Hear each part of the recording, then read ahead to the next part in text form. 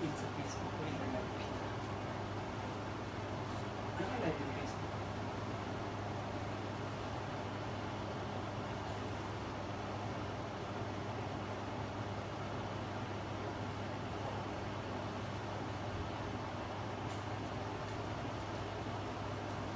Tapos ano yung gawin dito ko live?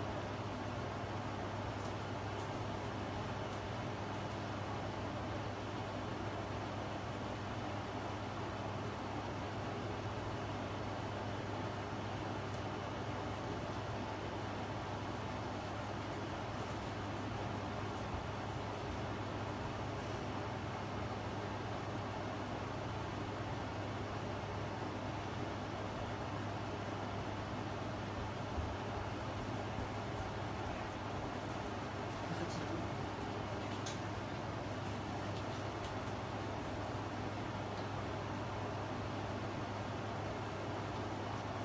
Bakit na live? You need to share.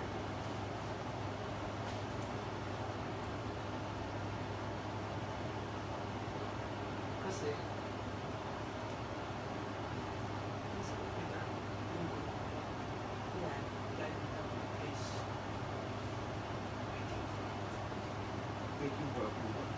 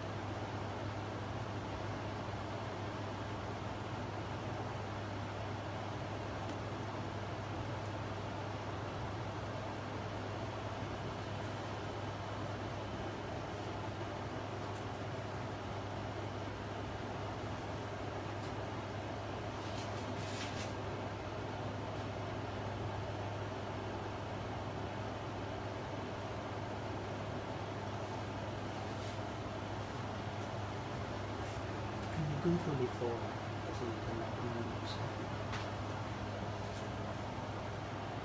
and share it to my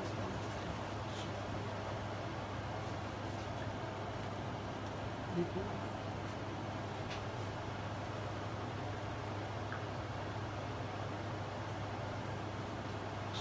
then share it to my account.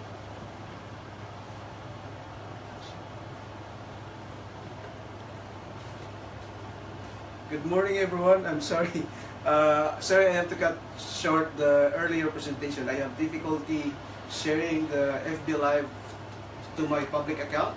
I think the Vora settings restrict me from sharing it to my public account. So we'll just do this under the Lefora group. Again, I will start again. So it's updating. So again, if you have questions, just write them down below comment section, so we'll answer them as we go through the FB Live session.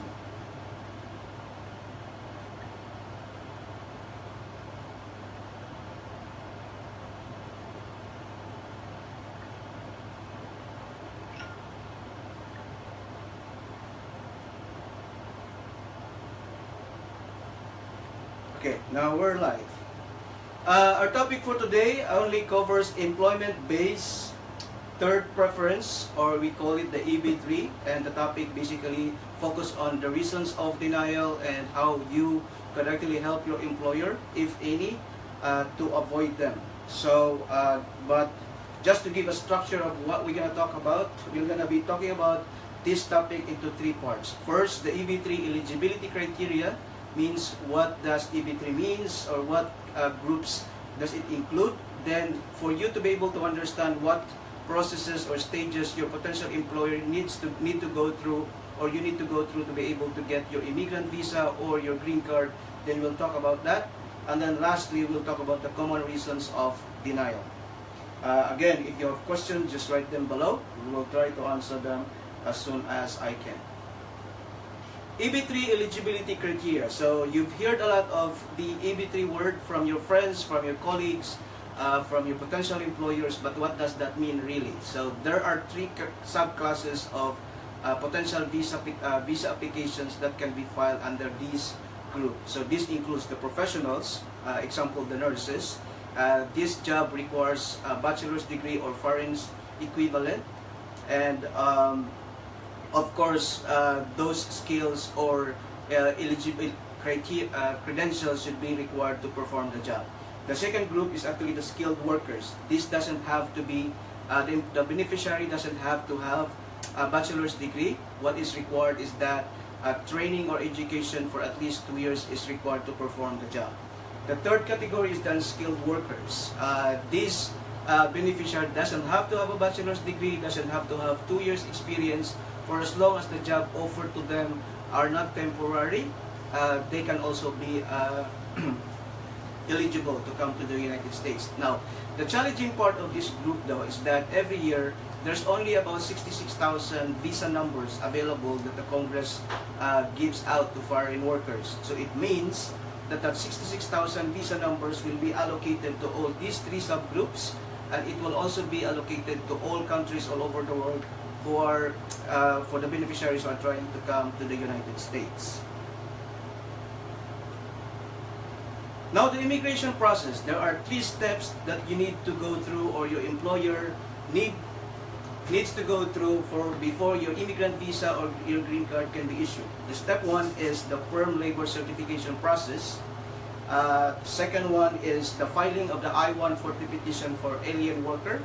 And lastly, once your visa number or your visa bulletin says that your country is already current, then you could actually file for green card, or you could actually now start preparing for your interview at the embassy. So let's talk about the step one first.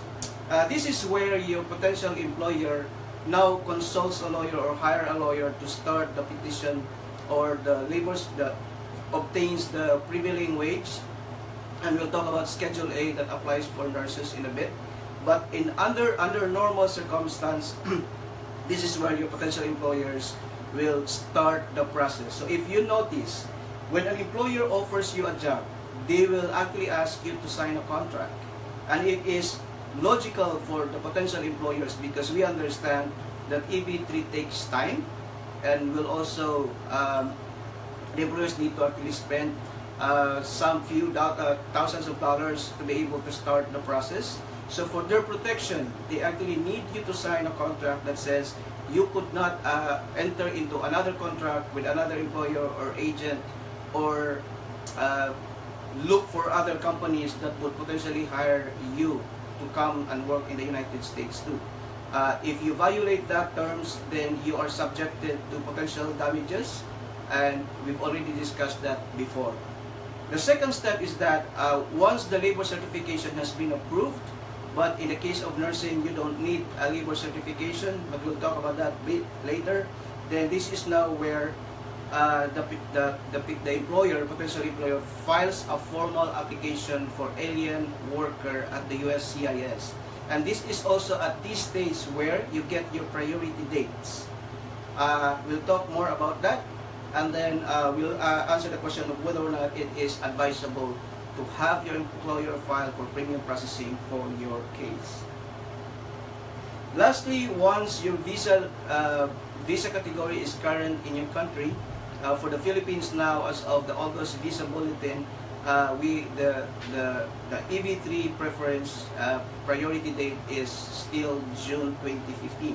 It means that the National Visa Center or the embassy are now processing cases filed on or before June 15, 2015.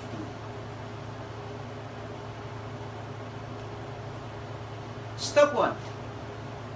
For nurses, Schedule A means no labor certification requirement is concerned. Still, your employer or potential employer needs to obtain the prevailing wage, and this is for your protection.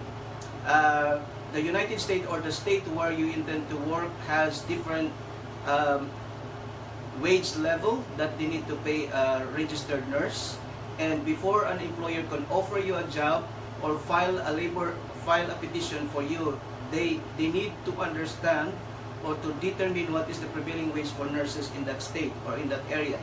And then once that is determined, then the employer needs to pay you at least the prevailing wage or higher. If they pay you lower than the prevailing wage, then it's a violation on the part of your employer.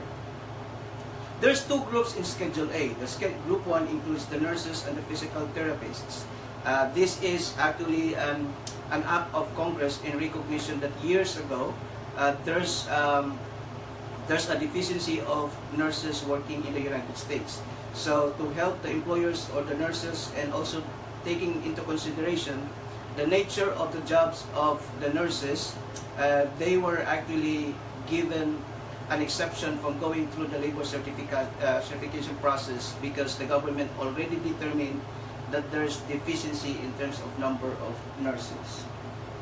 The group 2 will exceptional ability, but we'll not talk about that, but this is just for your awareness that there's two groups in Schedule A. So this is actually good news for the nursing group or the nursing industry, because you don't have to go through the labor certification process. By the way, for normal EB3 process, a potential employer may require 3 months to 18 months just to complete the whole labor certification process. But because nursing is actually under Schedule A, you are accepted from going through that lengthy process, and instead your employer only needs to have the prevailing wage determined. And it's depending on the state, that could only last for 1 to 3 months. Now, even if the nursing profession is considered under Schedule A, does that necessarily mean that all nursing applicants are considered or eligible for that? Not necessarily though. So if you would want to be qualified under Schedule A, number 1, first, you must be employed as a professional nurse to work in the United States. Second, you must hold a CGFNS certificate and full and unrestricted license to work in the state where you intend to work. There is a question a while ago, and I was able to read that. Ang tanong is, Attorney, pwede ba na mag-file ako na na hindi na valid yung aking license to work in the state for whatever reasons? Now, they said that they've heard some of their friends have gone through and were given the visa with their license already been expired. Now, the general rule is, so yung sinusulat natin dito is what the law requires. And of course, lawyers are bookish because we interpret the law literally. Kung meron man kayong kilala na nakakuha ng visa or green card with their license expired, then don't make an assumption that your case will also be the same as their case. You would rather be ready going through your interview, knowing that you fully complied what the requirements are. And as far as the requirements are concerned, as a nurse, you should have at least a valid license. You have to have at least a CGFNS certificate and an unrestricted license to practice in the state where you intend to work, or you have passed at least the NCLEX RN requirement. So I still don't see any questions here, but we'll proceed. The step 2 is actually where the I-140 petition for alien relative. So for nursing group, they could actually file anytime for as long as the prevailing wage has been determined already. Once the employer submitted or filed the I-140, the date on which USCIS received your application also establishes your priority dates. If you have established your regular communication, coordination, or contact with your potential employer, I would recommend that you get or you obtain your case receipt number and also the priority date. So you could also monitor how long you will still be waiting for your visa to be carded. Then let's talk about what steps that your potential employees needs to go through once they've already submitted the I-140. Of course, they have to prove that they've passed the requirements of the Schedule A. Again, the job offered requires a nursing professional to be able to perform the job. And then second, they have obtained the prevailing wage in the state where you intend to work. And the employer also needs to prove that they have the ability to pay. And we'll talk about grounds of denial on this regard later. And of course, they have to submit the employee's qualification. So at that point in time, they've already required to at least submit the credentials of the potential beneficiary. Still under step 2. So there's good news about this streamlined process for nurses or at least for those professionals which fall under Schedule A. I-140 portability, and this is actually a new law that becomes effective at last January 2017, so this year. No? This is actually called the AC-21. So if your I-140 has been approved for 180 days or more, it means that even if your potential employer has gone out of business, withdraws, or is no longer interested in pursuing your application, that I-140 can be ported or can be used when you look for another employer, or if there's another employer that is interested to continue your application. So that's what we call the portability. In the case where your original petitioner goes out of business or withdraws the application or is no longer interested in pursuing the job, you need to have a new employer and will also need to give you a new job employment offer for you to be able to continue with the process. And let's make this very clear because the next point is confusing. No? A beneficiary of a revoked I-140 will be able to use the priority date for the subsequent or the new I-140 that will be filed by your substitute employer unless the reason of the revocation is fraud, misrepresentation, or the cancellation of the previously approved labor certification. Again, the labor certification is not applicable to nurses, but basically those are the reasons why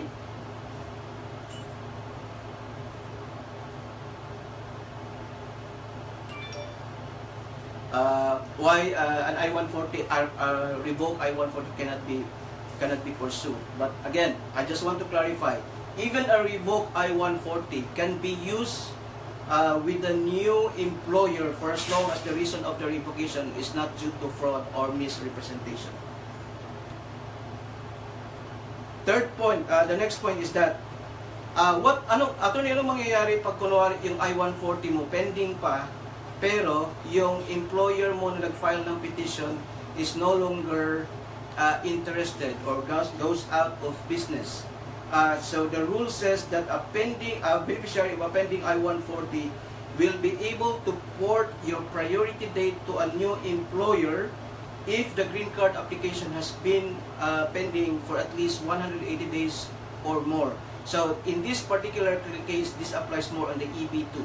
So nurses with master's degree and whose position actually requires an advanced degree. So klaruhin ko lang, balik lang ako sa kabilang slide ha. So in the third point here, we are talking about a revoked I-140. So na-revoke yung I-140 for whatever reason. Ang sinasabi natin dito na for as long as the I-140 has been approved but later revoked for at least 180 days or more, then you can use your approved I-140 and priority date to the new employer for as long as the reason of the revocation is not due to fraud or misrepresentation. And we're talking about the nursing group here. Now, the next point I'm talking about is what happens if the I-140 is still pending, but the employer is no longer interested in pursuing the application, goes out of business, or withdraws the application. The rule is, for as long as your green card application has been pending for 180 days, that's pretty much 6 months or more, then it will not automatically revoke or cancel the application, but instead, you could look for a new employer to be substituted for your pending I-140, so you could still continue or pursue your application. Before I'll proceed with the next slide, I just have to answer some questions here. Please discuss about RFE, its causes. Yes, we'll talk about that later. From Ma'am Fajardo, can I change my status from tourist visa to EB3 while in the US? Yes, people, for as long as I would, in this particular question, I would recommend that you talk or consult to an immigration lawyer, no? Because there is a danger of falling into an immigration fraud on the reason that you might violate the terms of your tourist visa. But to answer your question, generally speaking, yes, there's a way of converting a tourist visa into an EB3 for as long as you maintain your status. And maintaining status can be done in several ways. You could either extend your B2 status, or you could actually change from B2 to tourist visa to be able to maintain your status while your EB3 application is pending. That is from... Okay, question from Chris May. How about if hindi po nakakuha ng CGFNS exam and only the NCLEX exam? Kasi di po ba meron namang ibang state na NCLEX lang ang requirement? This is from Chris May. So Chris May, in the previous slide, I actually discussed that for a nurse to be able to qualify for Schedule A, number one, the position must be offered, the offer to you must be requiring a professional nurse. Second is, you either had, so either, hindi siya required both, a CGFNS and a state license, or passing the NCLEX. So I hope that answers your question.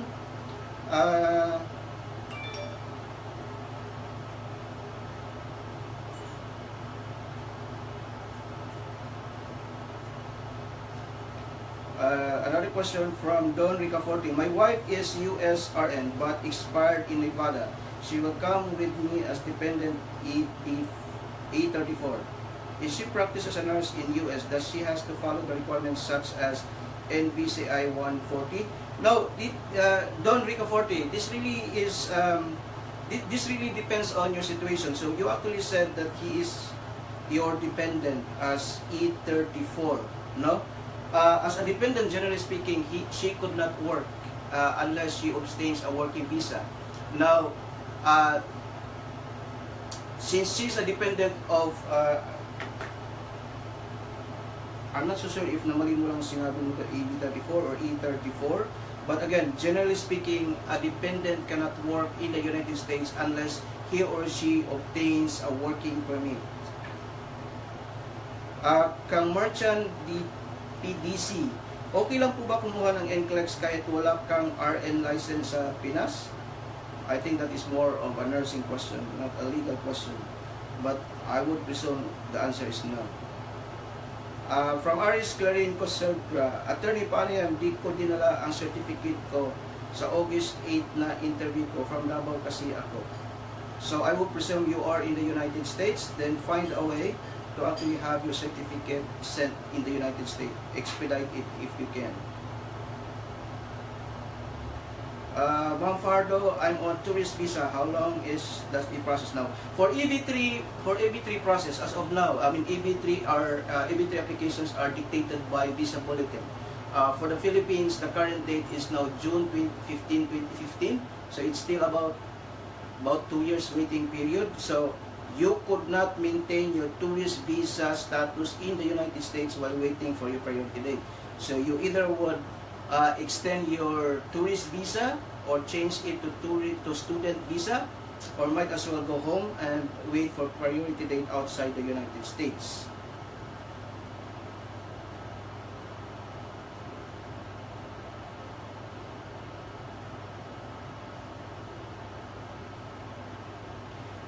Good day, Attorney. How about Trump's Race Act? It might affect the current process. This is from JR.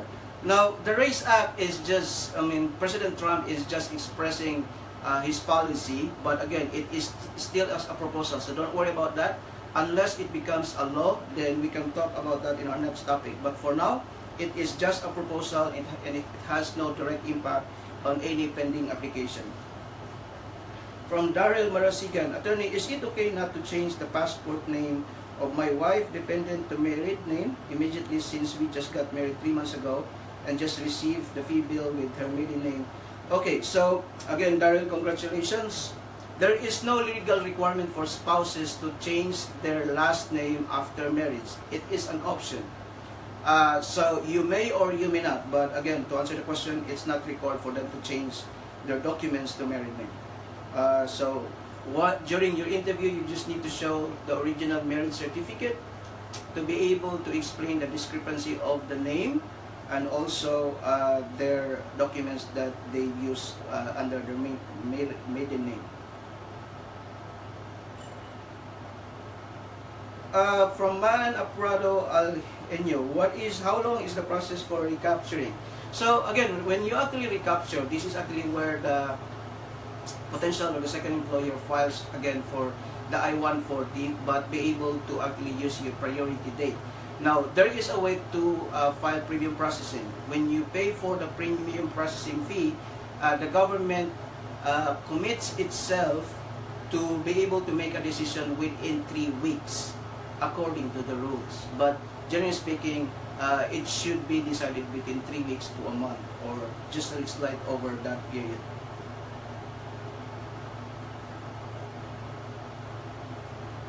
Pakibalik naman po sa first slide. I'm already on the 5th slide. Sorry for that.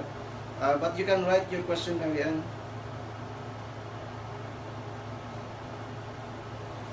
Again, I-140 from Maricel Garcia. I-140 can be filed with premium processing. But for EB3, under, let's say for purposes of conversation here, your employer just started with the EB3 process. So that means that they filed the I-140, but if you are outside the United States and the waiting period is still about 2 years, why would your potential employer file for premium processing? It doesn't make sense, right? Because you still have a lot of time before your case can be current and be further processed at the National Visa Center. But in cases of recapture, then it makes sense that your employer will file for premium processing whenever they can.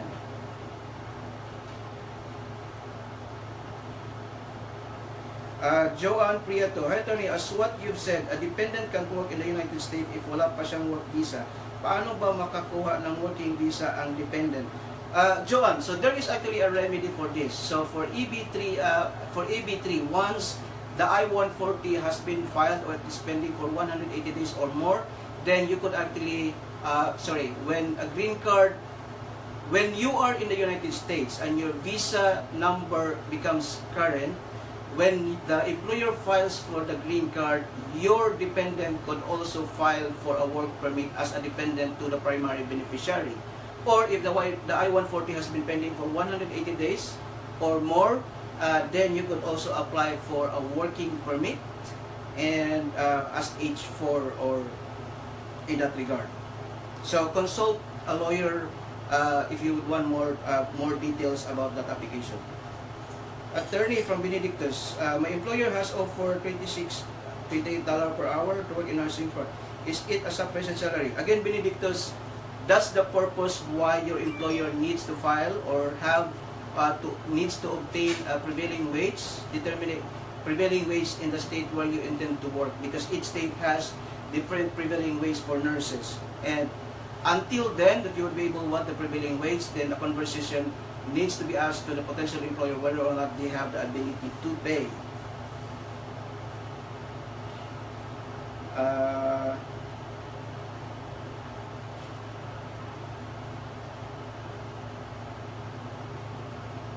Okay, so at least I've answered the question that has relevance to the slides that I've already discussed. Now we are now in the third step of the EB3 process. So for those who have just joined us, this is now the last step of your EB3 immigration process. So first, we've already completed the perm, but the nurses are not required to do that. Then the I-140 has been filed by your potential employer. Once it becomes current, then the National Visa Center will start sending you the fee bill. And for people who are in the United States, it means that they could now apply for the green card, the work, and the travel permit. So what does step 3 means to you as a potential beneficiary? So it means the timing of filing a green card, work, and travel permit depend on the visa bulletin being current. So once it becomes current, for people who are in the United States who had maintained their status can now file for their green card, work, and the travel permit. For people outside the United States, it only means that you could now pay the bill that has been sent to you by the National Visa Center earlier, and then that will just proceed. You receive your interview date, and then you go through the interview. Now, what does retrogression do with your application? So, whether we like it or not, a retrogression causes delay in further processing of EB3 applications. So, for as long as, so keep watching the Visa Bulletin every month, because it impacts the way you prepare and how you settle your affairs outside the United States. So, it's possible that you get excited, your visa becomes current, then the retrogression arrives again, and it will cause further delay in your application. I am now in my last slides, the last topic of the day, common reasons of EB3 denials. I've grouped this conversation into 3 groups. Reasons of denial by the employer, reasons of denial by USCIS, and reasons of denial caused by the potential employee. So again, write your questions below and I'll try to answer them as soon as I can. Common reasons of EB3 denials by the employer. Number 1 primary reason is the employer's inability to pay. This is commonly observed nowadays, especially when you are not hired direct by your employer. So what's happening now is that some of the recruiters or the manpower agencies or staffing agencies had already filed a number of EB3 applications years ago. And in fairness to them, they've done that with good intentions. The problem is when the visa numbers become current, then there's a lot of them, but at the time of the interview, the staffing company or the agency needs to provide financial documentation to prove that they would be able to pay these potential employees. And that's where the problem comes, because the officers at the embassy has the obligation and they have the authority to again examine the financial documents of the employer and determine whether or not the employer has the ability to pay. Second most common is failure to meet application requirements. So if you remember, because of the lapse of time that your cases are pending, sometimes the potential employer was not able to provide you the required documentation to support your interview process at the embassy. Third most common is abandonment. So either the employer goes out of business or lost the interest of pursuing the application. So that's what we call the abandonment, generally speaking. Or in most cases also fraud or material misrepresentation on the part of the employer. So it's not unusual that some applications for EB3 or applications in general, some employers are not necessarily existing legally, so people just file application for the sake of filing an application, but they are not legitimate employers. So I just want people to be aware that this scenario exists. So make sure that when you actually signs an employment contract or a contract, make sure that you also do your diligence, making sure that you check the background of the employer that you are engaging with. So what's your remedy? So in cases where there's an employer's inability to pay or failure to meet the application requirements, or when there's abandonment, I would recommend that you start looking for a substitute employer. No? So, but in case where there's fraud or material misrepresentation, there's not much you can do personally. What you need to do though is, again, in case of fraud, even if your I-140 has been pending already for more than 6 months, you could not port that or you could not transfer that to a new employer because it was obtained fraudulently, or there's this misrepresentation and fraud involved. So in cases also, in summary, we'll talk about what else can you do about these reasons. There's a group of, by the way, the rate of denials for EB3, historically speaking, ranges from 35% to 55%. So that's a big number of denials for the last 5 years. So make sure that you monitor your case while you are waiting for your priority dates. So common reasons of EB3 denials by USCIS. Missing documents. It's not unusual that when your employer or USCIS transfer the case from them to the National Visa Center to the embassy, that there are missing documents. That's the reason why, in preparation for your interview, you need to bring extra copies or extra copies of certified copies or original copies, because it's not unusual that while transferring your case files to the embassy, some documents may be missing. It's also a wise idea that before you go through your interview, make sure that you communicate directly with your potential employer, making sure that you have everything you need. One of the reasons or the purposes of the visa interview at the embassy is for the officers to verify whether or not the documents submitted at USCIS are legitimate or not. So coordinate with your employers. Second point, that remedy here is ensure accuracy of information documents submitted to your employer, the National Visa Center, or at the embassy. So when a potential employer offers you a contract or a job offer and asking you for documentation, take the time to actually go through the forms that you filled out. Make sure that the information are correct, that the documentation you provided to them are accurate, and if there's issues, whether it's a spelling of a name or a wrong birth date, might as well raise that up as early as possible while you have time, because wrong spelling or wrong birth dates is a fatal defect in your interview and could be a reason why your visa cannot be issued. So pag-start pa lang ng proseso nyo, i-ensure nyo na nakumpleto yung dokumento and then accurate yung information. And that holds true to all stages, whether in the preparation of the application, when you are already at the National Visa Center, especially when you fill out the DS online applications, and also the documents that you are bringing to the embassy. And lastly, errors due or the reasons of the denial due to the employee. Health-related issues. These pretty much cover diseases that are contagious. This could cover sexually related diseases. It could be TB.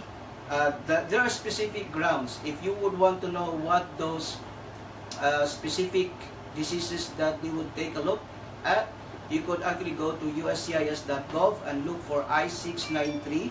I know that the Form 693 is not being used outside the United States, but pretty much when you go to St. Luke's for Philippines, they will go through this. This will cover the diseases that has been identified in Form 693. Now, last May, gonorrhea, because there's an outbreak of gonorrhea in the United States, they are now requiring specific tests around that disease. Letter B, criminal records.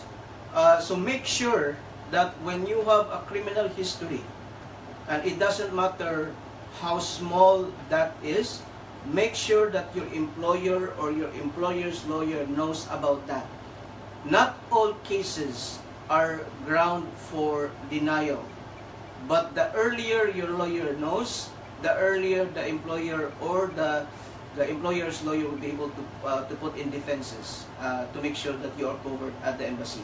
Now, of course, there are specific grounds, criminal offenses that may not be approved for a waiver, but we'll talk about that later. Security issues. So, if you are a member of a gang, or if you have tattoos on your body, make sure that you declare what type of gangs or groups you are involved with. So to avoid delay at your interview, make sure to bring write-ups of whatever groups you are involved in. If you have tattoos, be able to justify what those tattoos represent, because if the officer think that those tattoos actually represent a gang on their watch list, then that could also be a ground for denial. Prior U.S. immigration violations, so especially for employment-based petition, if USCIS or the embassy finds out that you've incurred unlawful presence in the United States, or you've actually worked without authorization, or you've been involved in fraud in previous application, then that's a fatal defect in your application. Let's talk about unlawful presence, meaning that TNT Cash America, for less than 6 months, you cannot enter the United States for at least 3 years from the time you last exited the United States. So even if your visa will be approved, you will not be allowed to enter the United States within 3 years from the time of the last exit. Now, if your unlawful presence is more than 6 months or more, then you will be banned for 10 years. Now, unauthorized work, the rules are very clear.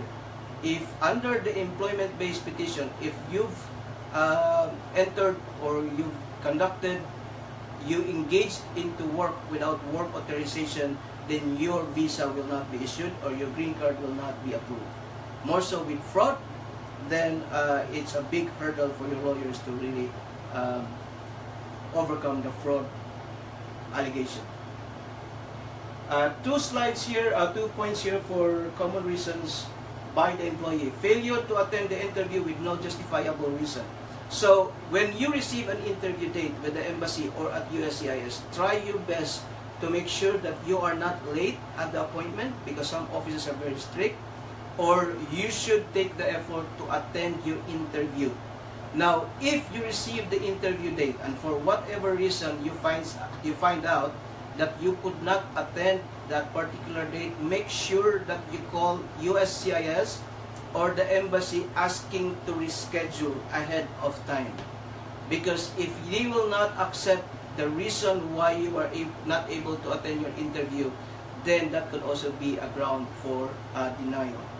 Lastly, as far as my slides are concerned, failure to meet Schedule A and other requirements. So then again, even at the interview, both the employer and the employee are required to provide documentation.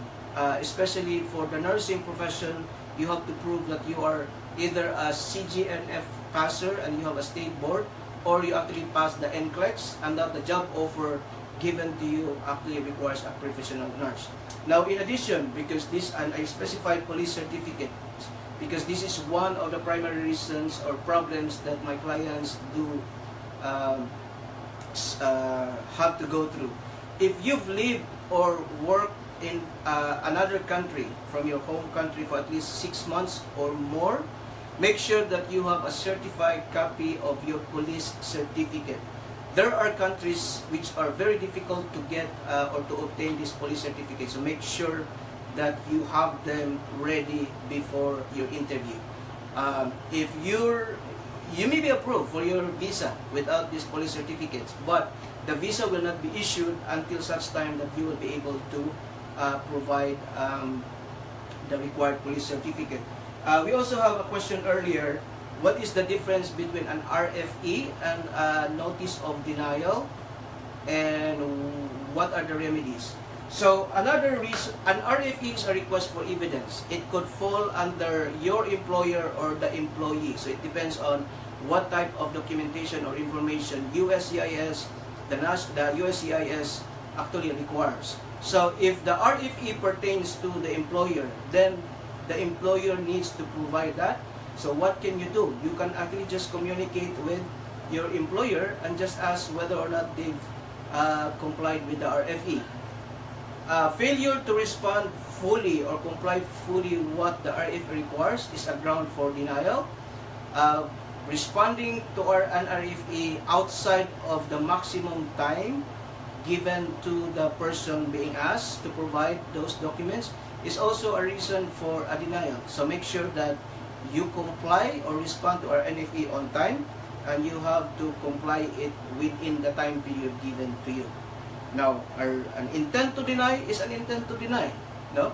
So, but an intent to deny provides specify the reason why they intend to deny your application. So, you just make sure that you understand what they are asking from you and try to provide that information or articulate your case so that their intent to deny will be reversed. So again, to answer the question, would an RFE be a ground for denial? Yes. Failure to fully comply with the requirements of an RFE or failure to respond on time could also be a ground for denial. So it's time for me to answer some questions here.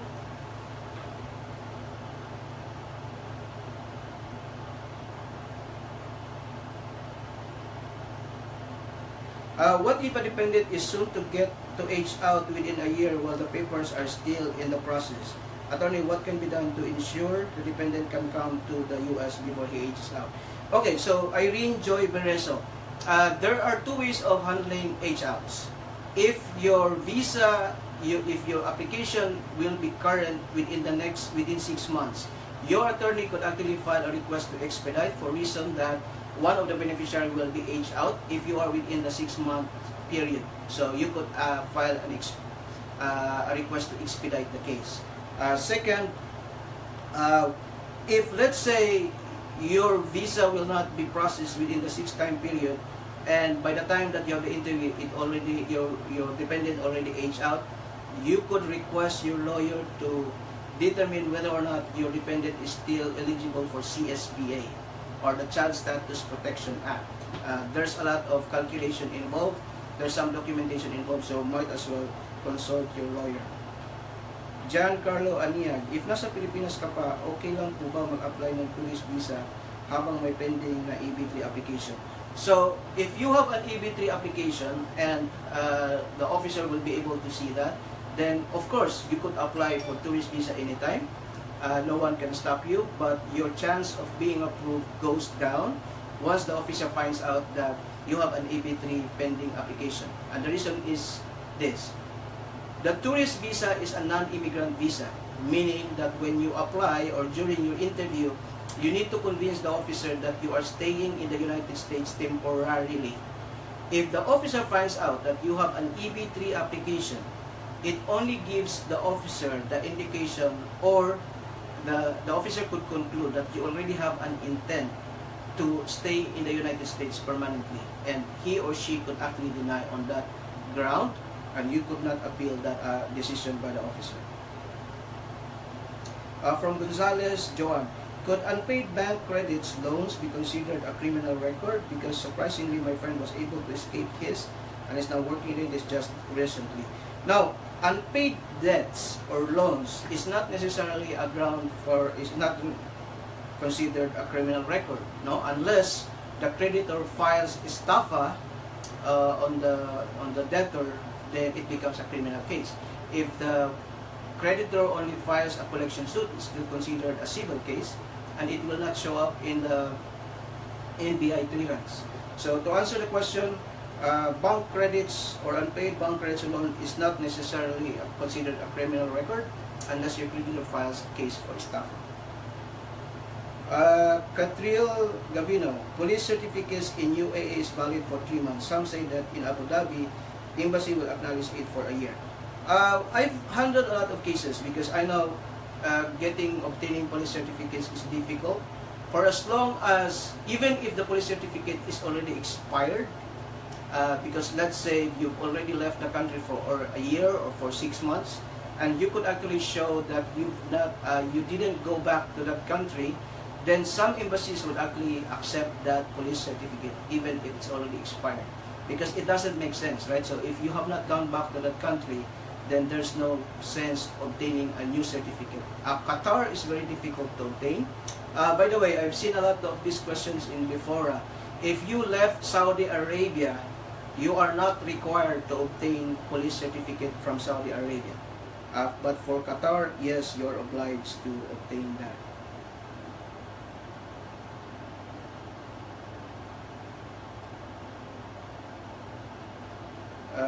Any other questions? So I have 2 slides left. So we actually have maybe 5 minutes left. So in summary though, how could you help your employer or yourself to be able to avoid these grounds of denial? And we've already talked about grounds of denial coming from 3 sources. It could be from your employer, it could be from USCIS errors, or it could also be from you. No? So number 1, provide your employer sufficient and accurate information in every step or stage or application process. So let's say you were single when the process started, you get married, you have to inform your employer so they know what to do to be able to update the information in your application. Second, communicate with your potential employer from time to time. No? So try to communicate, send an email with them or call them, because you don't want to wait 2 years and then later find out that your employer no longer exists or are no longer interested in pursuing. So I would recommend this when your application is already or when your I-140 has been approved already for at least 6 months or more. Because remember, one of the slides says if your approved I-140 has been pending for 180 days or more, you could actually transfer to another employer if your first employer already gone out of business, withdraws the application, or is no longer interested in pursuing your application. So do that diligence of communicating with them, so at least you have time to look for another employer. 3, work closely with your employer, its attorneys, as you prepare for the interview. So don't rely on your friends or for your colleagues as you prepare for the interview. The most important people that you need to coordinate with in preparation for the interview is your employer and your employer's attorney. You should be able to get guidance from them. Lastly, stay healthy. Again, don't get involved into drugs, don't involve into, if you have sexually transmitted diseases, then find a way to treat them before your interview, because they could be a ground for denial. And lastly, be a law-abiding citizen wherever you are, whether you are in the Philippines or out abroad. Those criminal records can be searched and investigated by the US. So if they find out, if you don't declare that in your application, that can be construed as fraud or misrepresentation. And non-disclosure of criminal history is also a very strong ground of denial. So I will just answer some of the questions here, and then after that, our session has ended. Attorney, how about RFE? Sinagot ko na yan. Again, failure to fully comply with an RFE or failure to respond to an RFE could be a ground for denial. Sir, pwede po bang i-delay yung 3rd step ng EB3 if mag-current ka na? May implication po ba sa approval ng EB3 pag nag-delay ka ng payment and completion of documents? So, can you delay that? Of course. But the question now is, would your employer be willing to wait for you if you are going to delay the process? Second, you are taking the risk na mag-retrogress ang visa category mo, then you cannot proceed. So I think that's the only concerns that I would take a look into that question. So, but to answer your question, can you delay it? Yes, but it's up for your employer if they are willing to wait for you, or you are taking the risk na mag-retrogress ang case mo. Attempting to log into this 260 page, but it brings me to the prompt. Your petition has been returned to USCIS for administrative action and is no longer at the NABC. Okay, so unfortunately, this particular status, it only means that your application has been denied and was returned to the Department of State or USCIS for further investigation. What I would recommend you to do is coordinate with your employer and try to seek explanation for them why it's being denied or why it's being returned. Now, there are ways of, in those cases, there are ways that your employer can do. They could either file an appeal or they could actually file a motion to reopen. Idigo Manulo, can a US tourist visa denial affect your EB3 application? Generally, no. Unless there is misrepresentation involved, a denial of a tourist visa application or any other application to that matter will not affect your EB3. So make sure there's no fraud involved. Okay, so I don't see any additional questions anymore. Again, thank you for giving me the time to and joining me on the EB3 conversation denials. I hope this session was able to answer some of your questions and clarify questions, concerns around EB3. And again, the EB3 statistics for the last 5 years has been quite high. It ranges from 35% to 55% denials on EB3, and that could come from the I-140 denials or denials at the embassy level. And again, this is Nick Caracal, and thank you very much. So if you have further questions after our session today, just write them down. I will be able to answer them when I have the time to answer them. Thank you, folks, and good day.